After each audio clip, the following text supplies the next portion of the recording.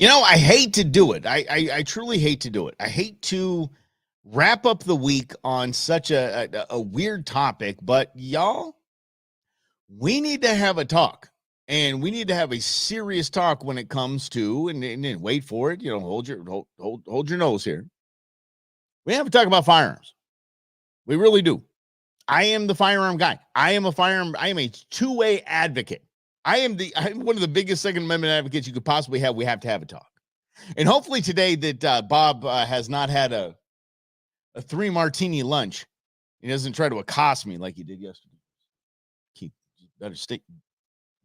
Keep to what you know, kid. Yeah. Mm-hmm. So anyway, again, the In Other News logo coming shortly. Queen Bee working on that. So, hey, thank you for being here. This is a really, really weird day because now we have not only seen a parent, two parents in the case of the previous school shooting, the Oxford shooting. We saw both mom and dad charged, convicted, and sentenced to 10 years in prison on separate trials. 10 years in prison because their son went and shot up a school. Okay? Now we have the latest shooting, 4 dead, 9 injured.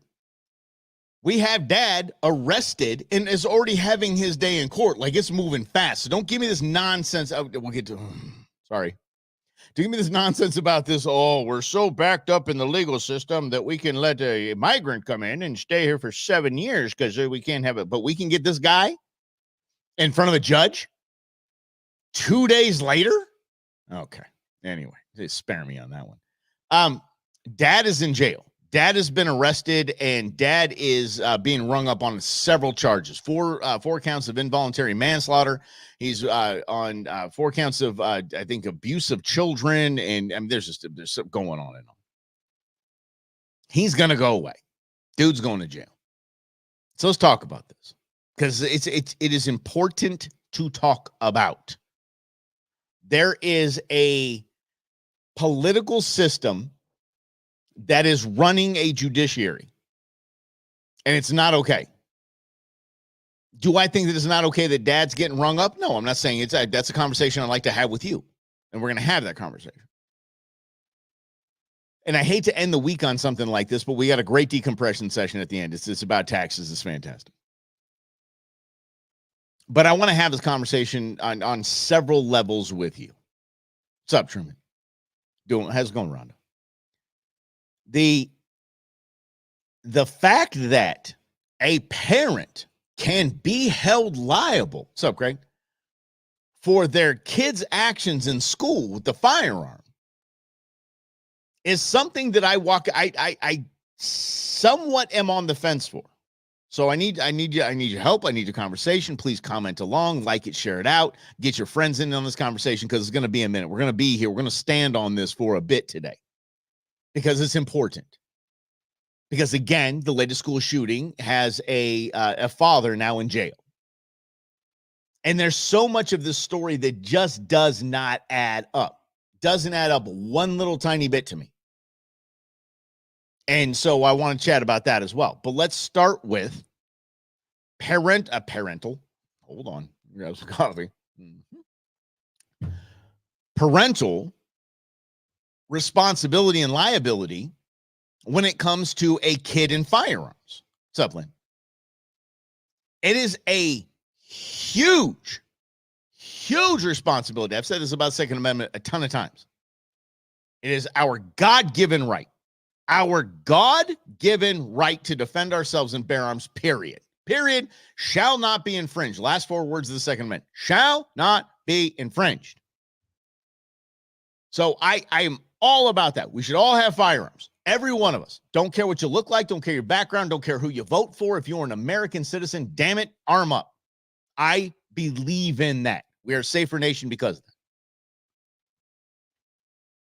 I have bought firearms for my children. I bought a single shot 20 gauge for Nuge to go dove hunting with me. That's a funny story. We'll save that one for the Go Show. I've bought intern Beans an AR style 22, a tiny little pea shooter, a little rabbit shooter out there. I put a silencer on the thing. It's fantastic. It's amazing. They're my firearms. I bought them for my children to be in my safe. And when we want to go out responsibly and we want to go out together, intern Beans isn't knocking on my door. Even as an adult, she's not knocking on the door and say, hey, Dad, can't grab my AR? No. And as sane and amazing and as incredible, as intelligent, as successful, and not ever been in trouble as intern Beans is, she ain't getting that damn gun without me. But am I in favor of, are you in favor of a law that says I need to be that? That I can't have them just laying out here on the coffee table, out there on the lobby couch. I can't have that. Are we a fan of it? They're called safe storage laws. Is that infringing? California 100% has infringed. California, not only do you have to have this the firearm secured, locked, you need to have the ammunition secured and locked in a different spot. Okay, so by that time, Mr. Bad Guy has already come into your house, done any kind of nefarious things you can possibly imagine while you're fumbling around in your safes. So I do believe in safe storage laws. I do believe in that. Even if you don't have safe storage laws, you say, okay, it's just like this last shooting in the Oxford shooting. Here's the deal. If you don't secure your firearms, you are left culpable. There is a slice of the culpability pie that is yours. I'm a fan of that.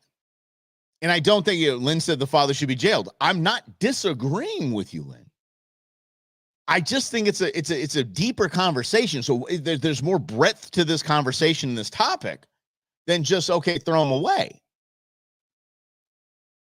But and we're going to stay away from the latest story just for a second. We're just going to say general topic here on safe storage if you have a child in the house.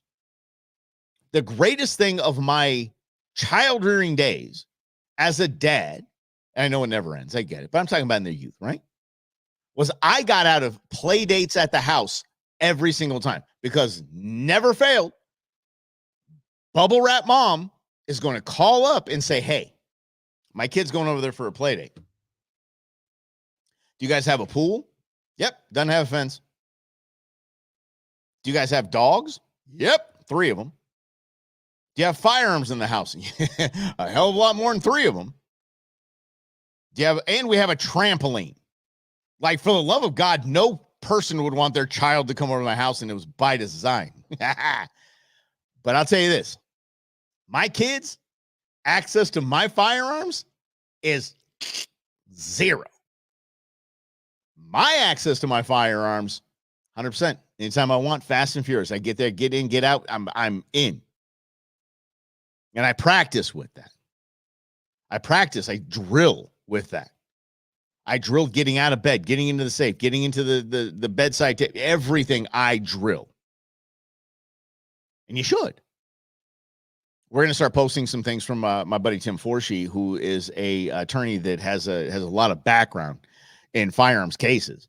And he runs concealed carry classes. You know, he was a volunteer sheriff, and now he's with the Rangers. I mean, just dude's in.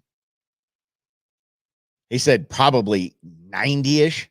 85 to 90% of people that have a firearm next to them for self-defense to protect their home hadn't even fired it, or maybe fired it one time.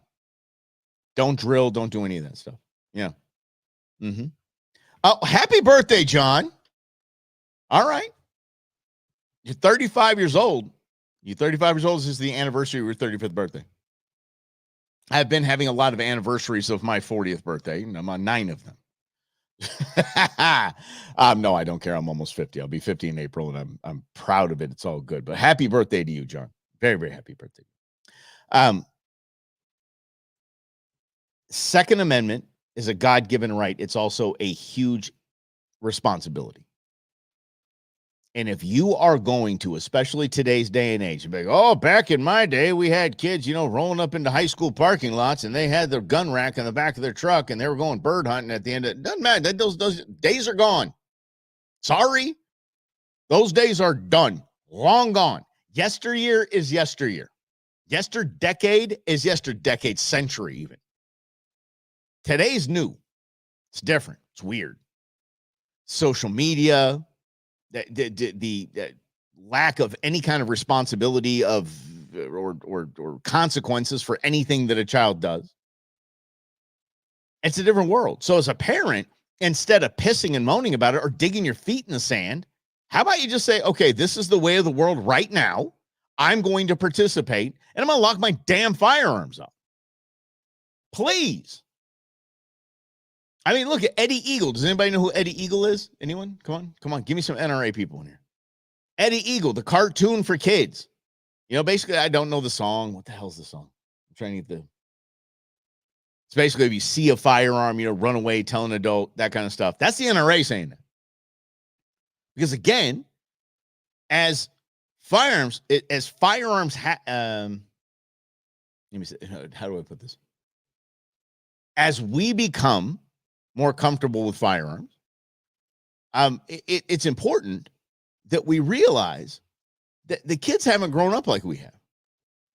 My kids did. My kids have been around firearms their whole life. My kids see a firearm, it's no big thing to them. But if my kid sees a firearm, there's access. But there's no access if they're not with me. So that's a good thing. Rhonda wants to know when the switch happened. And it basically when, basically we could go to school with the shotguns in our back of the rack. I keep thinking of Wayne's World right now. When that psycho chick buys Wayne a gun rack, he's like, I don't even own a gun. Not so much enough guns to facilitate a rack or it'd be a necessitated rack. Yeah. Oh my God. So fantastic. I don't know when that switch happened. I really don't. I think it goes back to the everybody gets a trophy days when we started wussifying our entire nation. That's the only thing I can think of. I mean, we literally have made our entire world afraid of everything. Our entire nation is now afraid of everything. 70% of Americans do not trust their doctor at this point. Son of a. That's what we've come to. We trust nothing and no one. And so when you see that firearm, you're like, that's basically, I trust that. I trust me with that. But how about a kid? Life's hard. I want to end it all. Oh, how did everyone else end it all? They ended in a blaze of glory, right? They ended this all headline news. And look, their names all over the nation. It's got to be more grandiose. It's got to out crazy the last one. It's got to out headline the last one. So, Jose, I hate saying these words because I'm not for expansion of laws. If we have safe storage laws in Arizona, whatever it is, nationwide, safe storage laws, you got to take 5 laws off the books. I'll give you one if you take 5 off the books. As crazy as they are. Here's the deal. My question is, just like when we went into the whole mental health thing, right? They're like mental health. Like, who gets to decide who mentally healthy is? I mean, what mentally healthy is? Politicians? They're the most insane of the group. I don't know how that happens, and they don't want any of us to be armed. So who gets to decide? Safe storage. What's safe? Can I have it on my coffee table with a trigger lock on it? Do I need a biometric safe?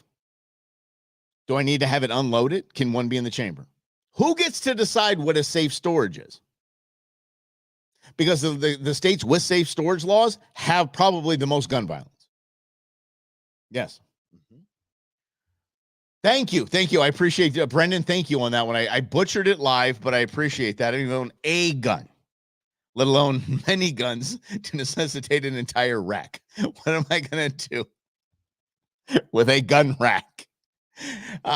Says Wayne Campbell. Thank you very much, my friend. I appreciate you. That is perfect. I didn't even butcher that as we go. Mm-hmm.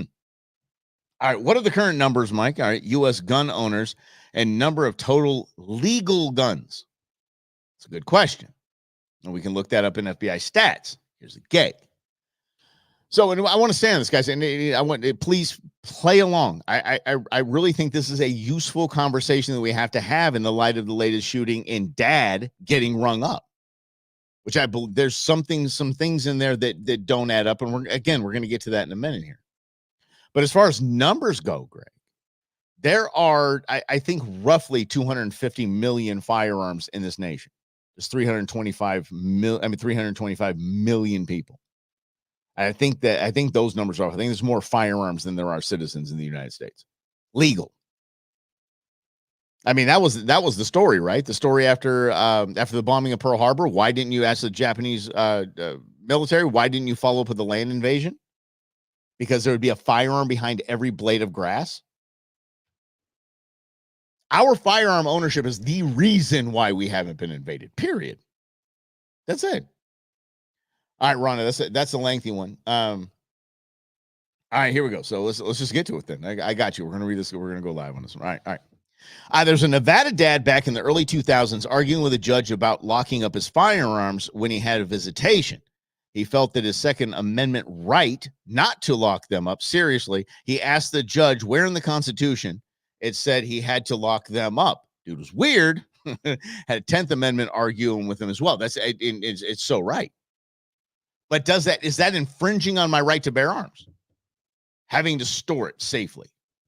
But then again, that's the question. What's safe? Who gets to decide what safe is in the safe storage laws? Jose brings up a great point here. Jose said armed security at every school. Do you know what stopped this? When this psychopathic punk, homicidal punk, was addressed by the armed school security officer, he put his gun down and he raised his hands and he said, okay, good, you got me. Don't shoot. When faced with a firearm with a good guy, the bad guy put his firearm down. How safe am I with a gun in a safe? Lynn, it's a good question. I'm a fan of biometric safes. I'm a fan of put your finger on the thing and go boom and pops open and then bang, you away you go. I didn't mean to say bang, away you go. You know what I mean? So, but yes, I mean, it comes down to it. I got to tell you this, and I'll be straight with you guys. I have no problem. Try to break into my house, especially when my kids are not here and I have them every other week. Tell me when my kids aren't here, that gun's everywhere. I'm not kidding. And I don't care. I don't, because I'm safe with my firearms and I'm safer with my firearms. Yeah. Yeah. Okay. Truman, let's go with this. God, I love this. Thank you guys for playing along. Absolutely love this. This is such a valuable conversation. Firearm safety was taught to my sister and myself when I was under 10. Yep. Started with pellet guns and then, range of the 22. Same thing, guys. Hey, my kids were taught with the Red Ryder BB gun. We had a lot of cans with a lot of holes in them. They were taught with the Red Ryder BB gun. And they are absolutely safe with a firearm. So, yeah, I mean, this is just this level of liability. I love this. All right, Brandon, here we go.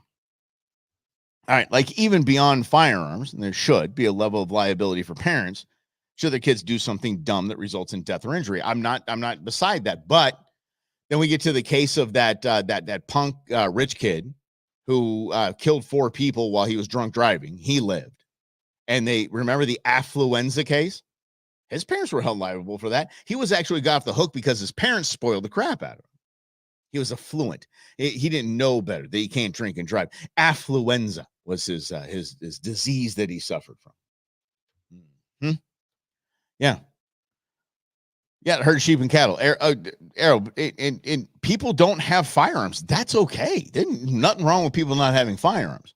As a matter of fact, my buddy Tim, who you guys will get to know soon, my buddy Tim, who runs the CCW class at Scottsdale Gun Club, he said that if he has 50 people in a room, he said at the end of the class, inevitably there's 2 or 3 that will just come say, do you guys have a gun buyback program? I don't want it. I don't want a firearm for self-protection. I don't want it. It's too much of a responsibility. It's a lot more than I thought went along with that. So I think more than laws of safe storage, I think it must be some sort of law of education. And again, I'm saying laws. I'm not advocating for more laws. I just don't know where we so do we celebrate the Oxford shooter's parents getting 10 years apiece? Do we celebrate this guy's shooter? Yeah, I mean, this guy's dad being in jail right now and getting arrested. Do we celebrate that as a deterrent, saying, look, parents, we ain't jacking around anymore? I mean, that sets a precedent, which is basically law, but I mean, damn, I don't think I'm opposed to it. Yeah. So, all right, let's go to Greg here. So, Mike, people, and I assume he's yelling. I kid. People have no idea how many guys will take up arms today to protect the citizens. George Floyd, right? And I'm not kidding, y'all. Greg's not wrong, and Greg's Canadian, so he's a kind of a sideline internal sideline view of this. I just think it's impressive because firearm ownership in Canada is a hell of a lot different than it's here. But when we have the president of the United States of America, when we have Joseph Robinette Biden saying the dumbest, and this is before his complete fall off the cliff decline, when he was saying, like, you need F-15s. He's bringing up F-15s for the love of God. That's how out of touch he is. By the way, the A-10 is the sexiest airplane ever made, period. You cannot talk me off the ledge. A-10 all day. Anyway.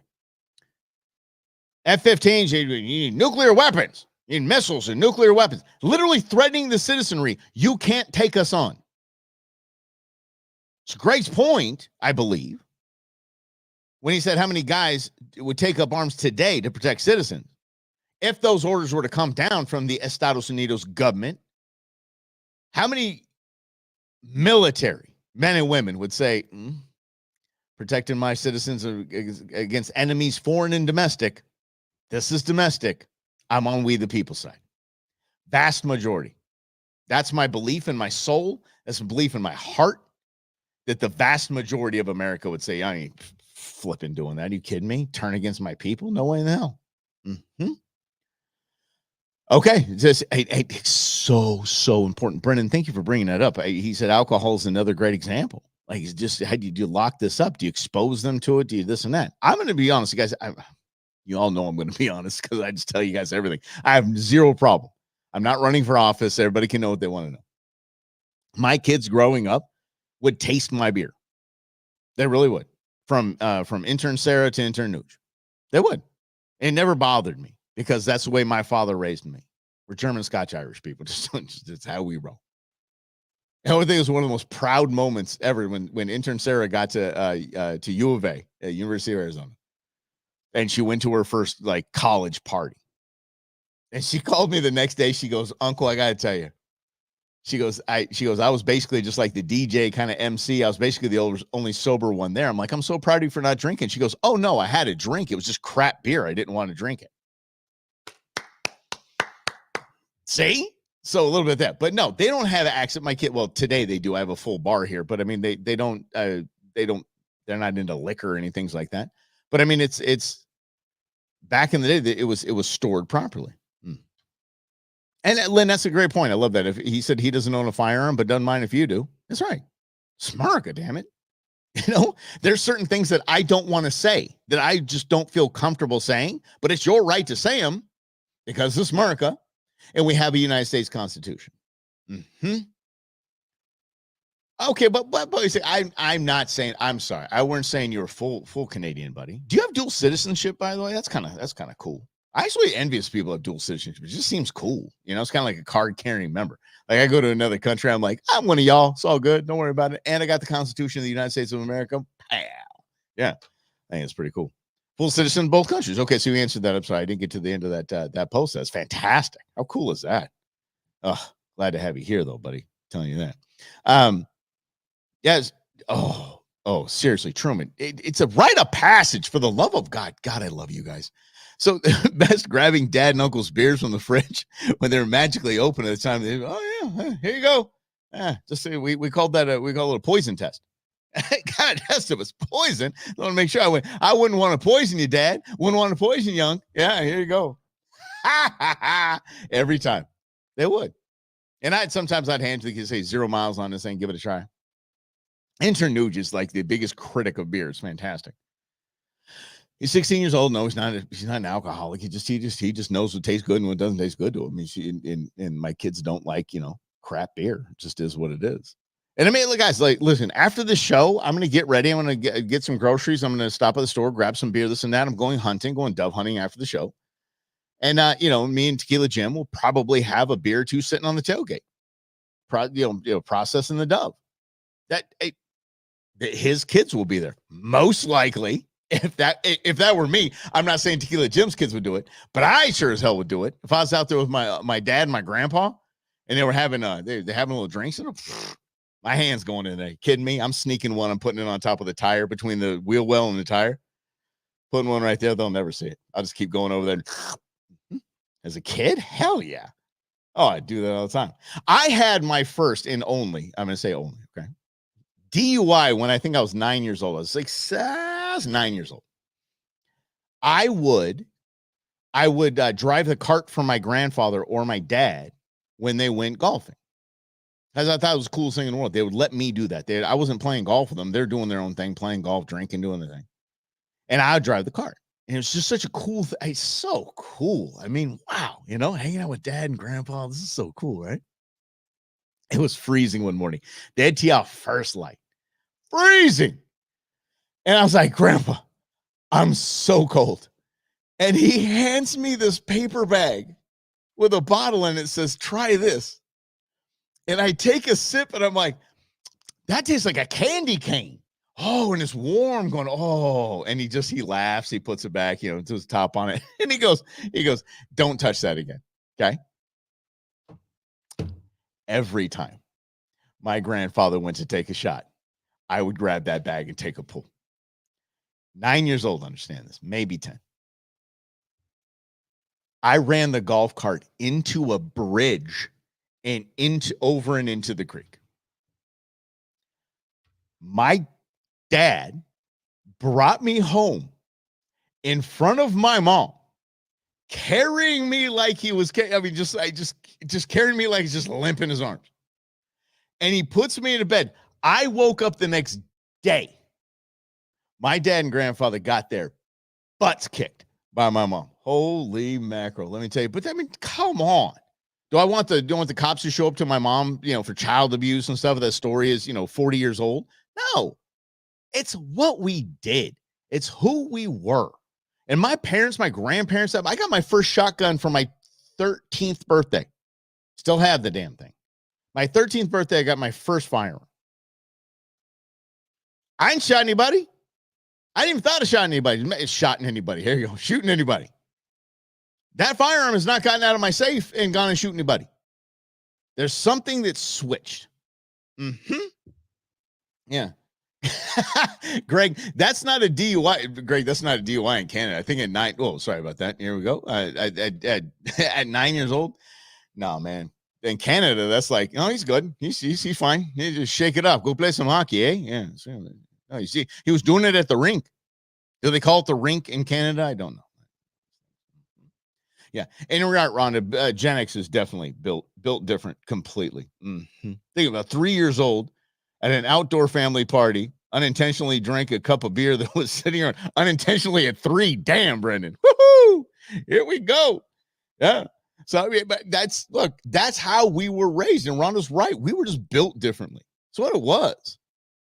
And I remember at a young age going around at barbecues, like Brendan was talking about there, and just grabbing all the little pingers left at the bottom of beers and just smashing them. My mom's still mad about that, but everybody thought it was funny. I was this little fat kid, man. They would just give me food and beer. Like, here you go. Oh, got an extra steak? Give it to Mikey. Jeez. You can look back and claim anything like that. Anyway, let's get back to this because to me it's important. We need to talk about safe storage laws. We need to have a conversation. And if you hear a politician say the majority of people agree, they're lying. If they say that all gun owners agree, they're lying. And when it comes to everything, when they say common sense gun laws, they're lying. There's no common sense about it, and not everyone agrees. And definitely not the majority of firearms owners definitely do not agree. But I would have zero problem because I don't have a problem doing it myself. Let's get to this story now that just doesn't add up in any way. Sorry, y'all. It makes sense that the FBI knew that this kid was a problem and this kid was probably going to shoot a school up. That's not surprising in anything. Does that surprise anyone? That the feds knew about it? Here's what doesn't add up. The feds visited this kid's house. This kid's mom has been in and out of jail, on and off drugs his whole life, and left him. left them with dad, him and his siblings with dad. Dad, known abuser, an abusive ass. Okay? So dad abused the kid. Kid starts making threats online. The feds show up. Dad says, you know what? I do have firearms here, but they're all secure. They're all safe. Okay? Then dad supposedly, and there's no B in supposedly, supposedly buys this kid an AR after the feds show up saying he's probably going to go do some nefarious stuff. And dad's an abuser and basically hate. If you're an abuser, you hate your kids.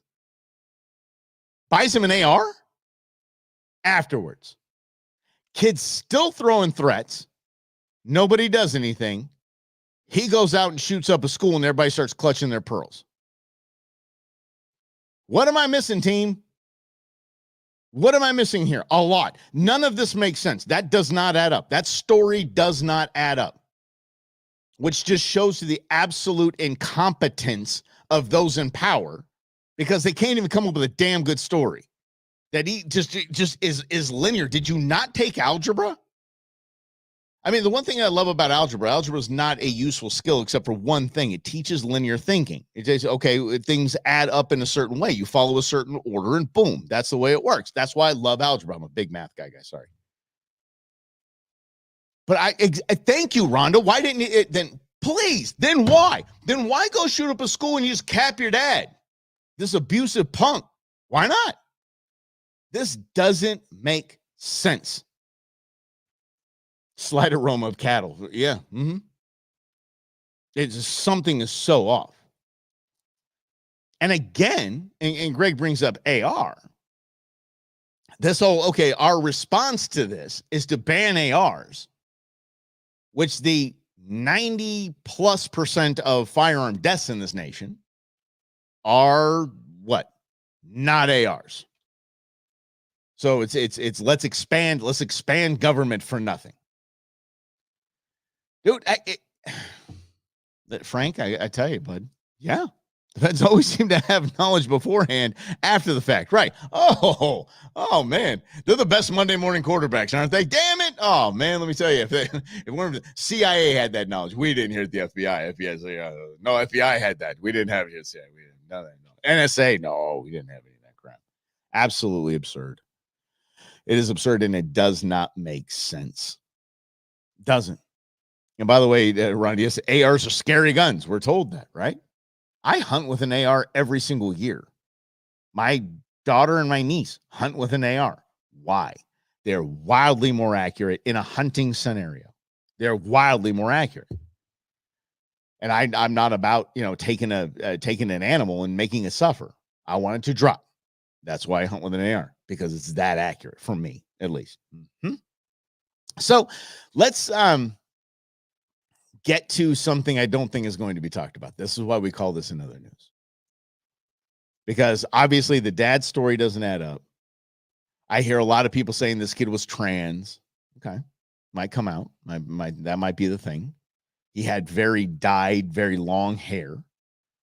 And you can say very dyed because you see the roots. That's not the question I have. Because I want to come full circle to this notion that mom and dad are responsible. Again, I understand what's happening here and kind of making an example. We can't infringe, so we're not going to have safe storage laws. So what we're going to do is say, we will ring you up if you buy your kid a firearm and he goes and does nefarious things. Or if your kid just flat out does it without you buying it for them or not. If your underage kid has a firearm, it's going to be, there's some culpability there. Why is it only, I'm going to tick some people off here. Why is it only we talk about this and we look at the parents and we wonder what the hell's going on when it's a white kid going and shooting up a school? How many, Houston, Chicago, New York City, how many under 18-year-olds have committed murder with firearms? A lot. Are we going to hold their parents accountable? Mom, dad, If it's just a mom, it's just a dad, mom and dad, grandma, grandpa, who? It can't be held as an example in only one situation there is that is a white kid shoots up a white straight kid. Because you look at the trans kid that shot up the Christian school. No parents are held responsible there. No family members, no. But where is it at? What do we hold that standard to only one group of people in one scenario? It's that whole apartheid notion. Oh my goodness. Okay, so Greg said, yeah, your guess is true. If you say you're thinking a lot, yes. The majority of firearms, like I think here in the state of Arizona, it's illegal to discharge a firearm while climaxing at sex. I think we can get rid of that one because I think we're just common sense is going to come into play there. I'm a West Side guy too when I'm saying that. West Side. Yeah, it's not unlike a bar that could face charges if a customer is driving drunk and cause an accident. Rhonda, it's the same thing.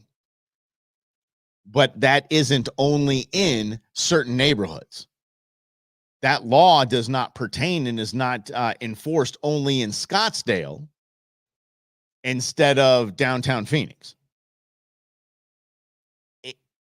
There's no consistency in this.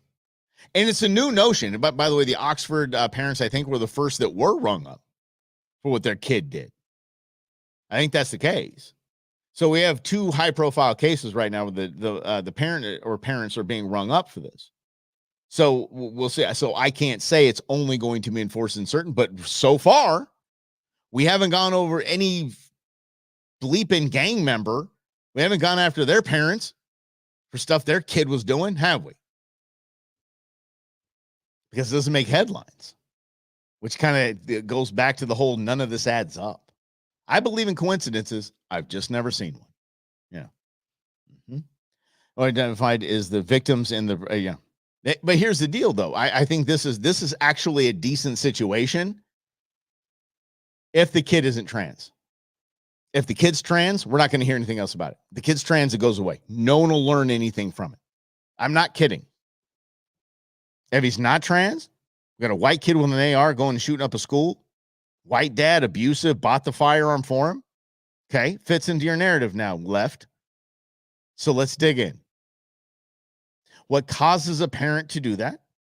Because he's alive and incarcerated, he can answer questions. He can answer questions to lighten up his sentence as well. He can cooperate. We have the kid too, who once faced with another firearm, put his firearm down and put his hands in the air.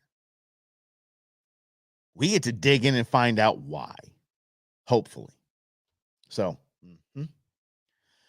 and you're right. He's a killer. That's right. Okay, I do. Okay, no, Brennan, I think it's not even a joke. He said because a lot of the gang members, their parents are locked up. Look at this kid. His mom has been in and out of jail, bailed on the family. Dad's abusive. Come on. Like this kid didn't stand a chance. But we get to find out, hopefully, what made this kid go shoot a bunch of people up. Fact is, I don't think it's going to be advertised. Not so much advertised, but you know what I'm saying. Holy cow. So anyway, I think that was an important conversation to have. I think it continues to be an important conversation to have in light of what we're seeing in the headlines. And none of this is going to be fixed with universal background checks. None of it's going to be fixed with banning ARs. The fact of the matter is the kid walked in with 2 9s, probably would have done more damage. I mean, I go back to Uvalde. What do you want there? Cops didn't even check if the door was locked. There's so many factors that go into this crap. The kid was out, remember Uvalde? The kid was out shooting outside of the school. He was shooting things, shooting at cops.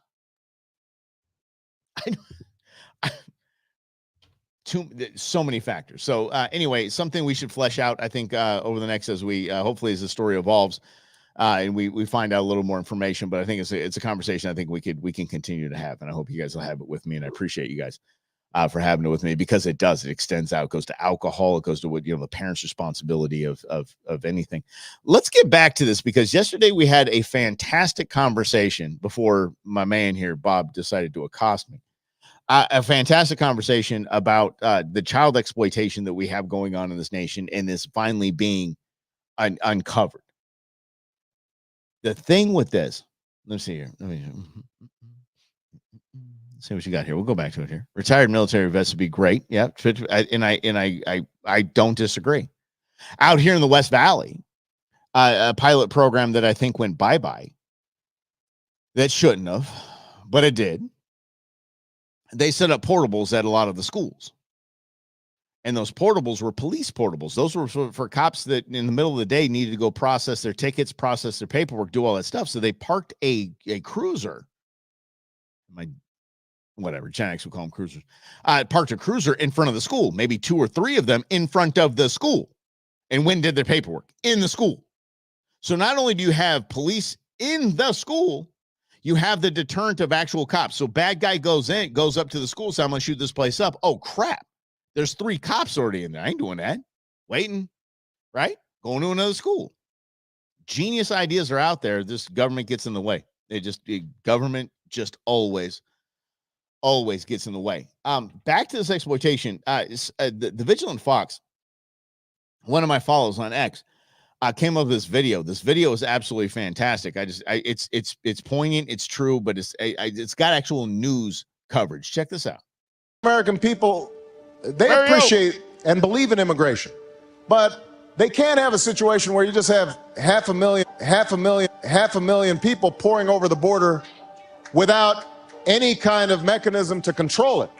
The Houston Police Department confirms they are currently conducting investigations into reports of missing unaccompanied migrants. We're talking about children that we simply cannot find, or that the administration are calling unaccounted for. Tonight, lawmakers urging the Biden administration to provide explanations for the disappearance of migrant children. And you look at the problems with sex trafficking and the working conditions, the slave labor that they're put into. The Labor Department has fined multiple companies for violating child labor laws. I don't know if you saw that, but the headline, the scroll underneath the crime is what we call in the media industry. Under that news report said that child labor and sex trafficking up 283%. 283%. McDonald's restaurant in Louisville, Kentucky employed 2 10-year-old children. Packers Sanitation Services had more than 100 children. Operating heavy machinery, delivering meals, harvesting coffee, working construction, working as housekeepers, working overnight shifts at plants where they are not paid, they are not going to school, they are not cared for, they are not giving meals, all of it illegally. I found children in every state in the country who are working dangerous, illegal, exploitative jobs. New Hampshire and Vermont Violated multiple child labor laws. It's happening right here in the tri-state. A 16-year-old's death at a Wisconsin sawmill. Something must be done about the slave labor that they're put into. Yeah, City of Dreams movie. Did you see all those newscasts coming? Y'all, I told you. The dam is cracking. There are cracks that are being exposed. And probably the most horrific thing we have done since slavery. Children. I mean, you can have a discussion on what's worse. I'm going to throw them on par. The same.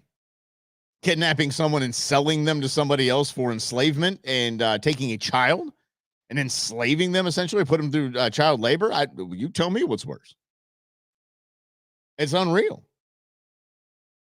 This is some of the most diabolical crap I've ever heard of. But here's what I want to know. The packing facility, the sawmill, the McDonald's. The hell happened to those people? What happened to the owners? What happened to the people that did it? You know what happened? 2 things. Jack and squat. And like in my other life of conservation, the P word, poaching, is the most disgusting thing you could possibly imagine. And we are not going to get rid of poaching unless we take the punishment seriously. If there's no punishment for these ass clowns, there is going to continue to be child exploitation, sex trade, and slave labor for kids. It's unbelievable that this is so accepted right now. That everybody's worrying about Kamala and her buses and Trump. He said, grab them in the. Stop. There's serious crap happening. Serious crap happening. It's just absolutely stunning to me that in 2024, with all this, everybody's activist about something. Everybody's got something they want to protest, and a person that's very close to me has an app on her phone. I'm not kidding. That tells you scan the label of something. It tells you if you should boycott that or not. How about a pretty simple thing? Boycott every product that exploits children. Start there. Yeah. Firing squad. I mean, town square beatings. I don't care. I'm so sick of this. Yeah. Rhonda, sister, you nailed it. Swept under the rug. Nothing to see here. Look, Orange Man bad. Olympics. Give them sports. Give them games. They will not revolt. They'll ignore all the nefarious crap we do. And speaking of these protesters, too, the thing that we should, as conservatives, are looking at these protests as Palestinian, pro-Palestine, free Palestine, anti-Israel BS that we keep saying. If we keep exposing this for exactly what it is, and it has nothing to do with Gaza, has nothing to do with Israel, it has nothing to do with two-state solution, it has everything to do with the idiots that are doing this and protesting. If we start to expose this for exactly what it is, and that's fashion, I think it goes away. Wearing the scarves, fashion. Holding the flag, fashion. Changing your profile picture to a Palestinian flag, fashion. Everything that these idiots are doing is the equivalent of Paris Hilton's Chihuahua. That's it. They're accessories. It's virtue signaling. It's the most uneducated, moronic virtue signaling, but it is just that. It is quite literally a fashion piece, an accessory for you to hold some sort of social clout, some virtuous whatever you think it is. And they have no idea, Rhonda, you're right. They have no idea what they're protesting for. Not an idea. I love it when they kept saying that Israel's an apartheid state. Question each and every one of them. Can you define apartheid for me? Yeah, you can't. Okay. Because then you would see, because you go look at Israel, not apartheid. Israel has nothing, the laws of Israel have nothing to do with the Palestinian laws, Gaza laws, nothing. They're not oppressing anyone. It's just absolutely said. Do both groups think that that all of that land is promised to them? It's called the promised land. Yes. Is anything that you can do going to change Israeli and Palestinian minds over a biblical fight? Because you changed your profile picture? Because you showed up on campus and you said, free Palestine. Huh? No, it's not. This is biblical, y'all. It's not. Two-state solution. Two-state solution. Every politician. Two-state solution. If that were the answer, gang, would have happened. You know, I'm not a big fan of Bill Clinton, but I'd love to have a drink with the guy. Bill Clinton, I don't know about Trick Billy. I don't know about him. Quite literally went to both parties and said, we're going to set you up. As a matter of fact, Gaza's all yours. We're going to build ports, not like the ones that the Bidens built, like ones that actually last. We're going to give you commerce. We're going to set you up. Dude, you guys are good. Like, we're going to dial you in. Like, you know how much money we give other countries? We're going to take care of you. They said no. That's documented. Actually, Bill and Hills sharing the story recently. He literally handed it to them. It's not going to end because this is a biblical fight. But there's absolutely nothing that these kids are doing side of holding a damn chihuahua like Paris Hilton. That's it. It's just fashion, and it's disgusting. We had an American killed, executed, and they're out there saying free Palestine. I can't even do it. That's right. This exactly it, Greg. Bill Clinton said there's no two-state solution. The Palestinians simply will not allow Israel to exist. That's the truth of the matter. Literally the truth of the matter. Israelis are at this point, they're like, we don't care. We get the lion's share of it. We're good. I mean, come on. Palestinians like, nope. I think there's an H word in there that's kind of defining a lot of that.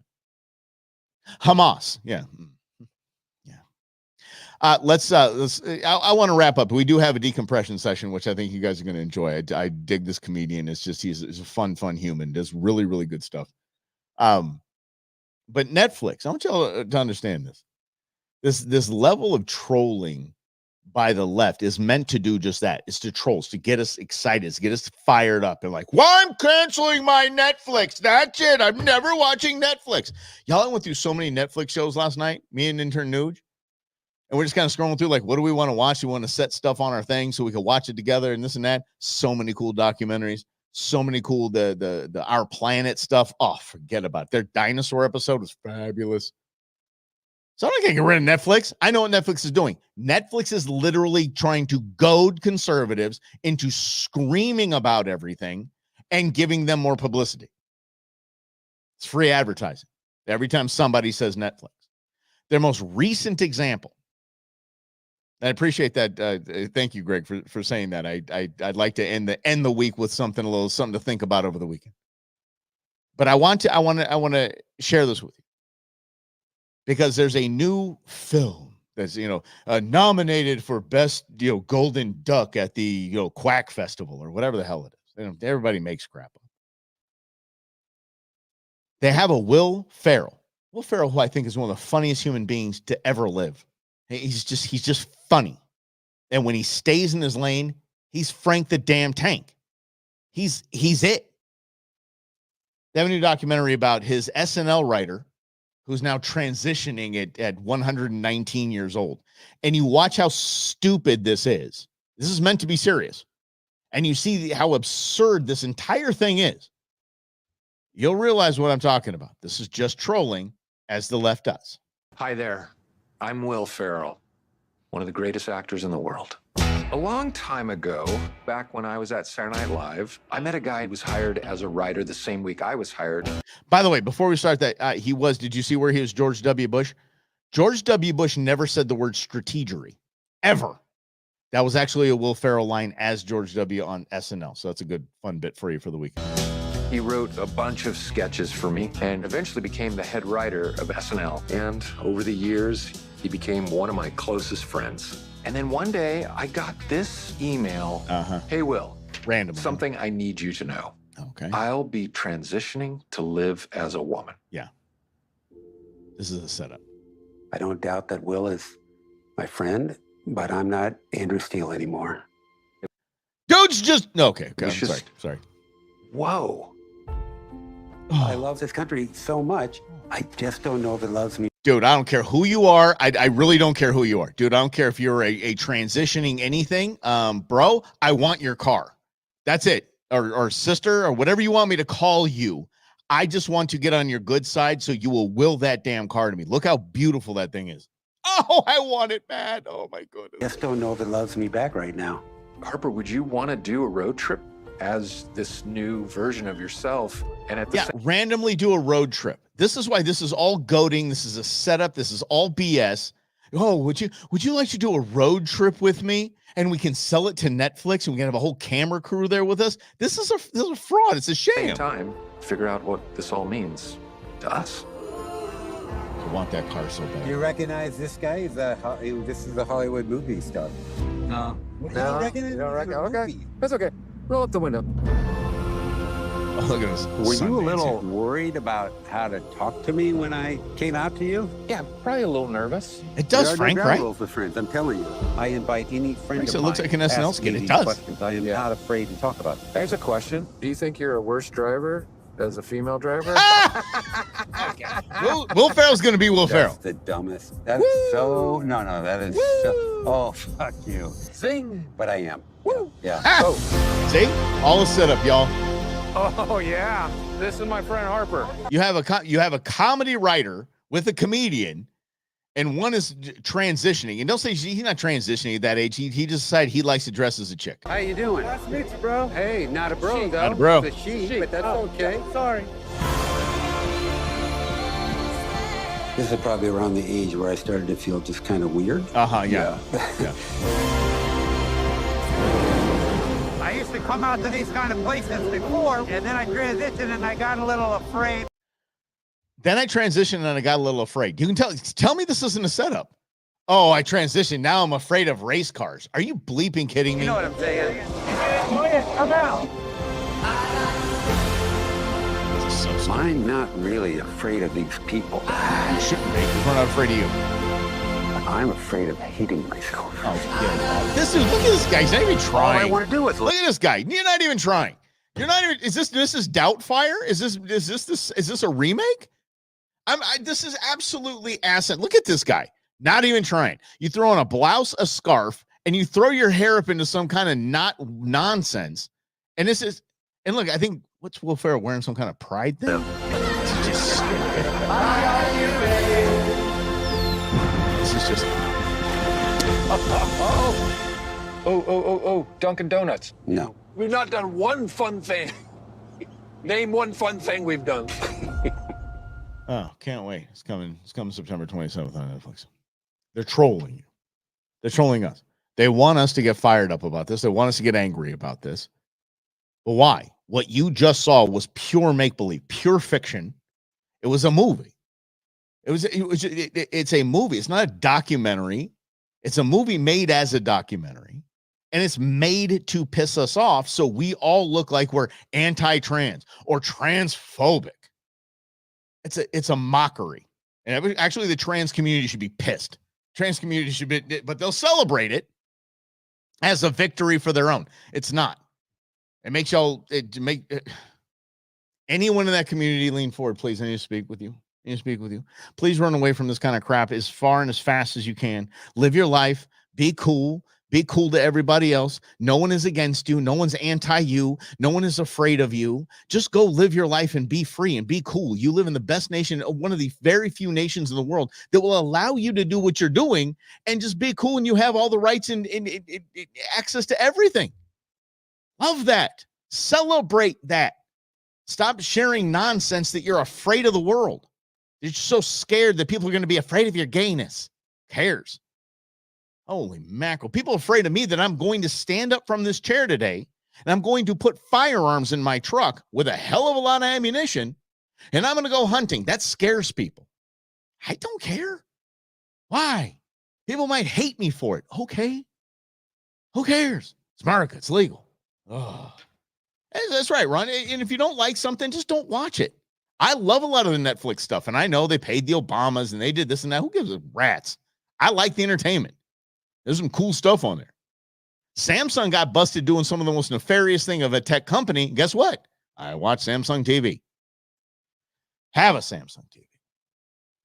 What a week, you guys. Damn, I love you guys. It's so much fun hanging out with you guys each and every day. So let's do this little decompression session. How about this might be something you show your kids that don't really understand so much about taxes. Yeah, so let's take a look at this. This is one of my favorite comedians. Yeah, please enjoy. Problem. I worked 38 hours last week. I make $10 an hour. That's $380. Why is my check $225? That's called taxes. Don't they teach y'all anything in school? Government. What are you taxing me for? For going to work? That's my money. And when you take my money, when you borrow my money, I'm going to tax it.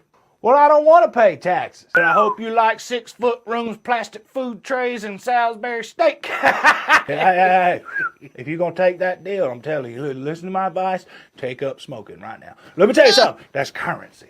Okay, you got a pocket full of cigarettes, you can get whatever you want at the big house. Okay, I'm telling you right now, it's currency. It goes a long way. Take up smoking. Nothing's yours. Let me explain something to you. Even when you buy a house, when you buy 100 acres out in the country, guess what? You're leasing that property from the U.S. government. You understand what I'm telling you? You don't pay your taxes and see what happens. Why don't you just tax people like when they spend money?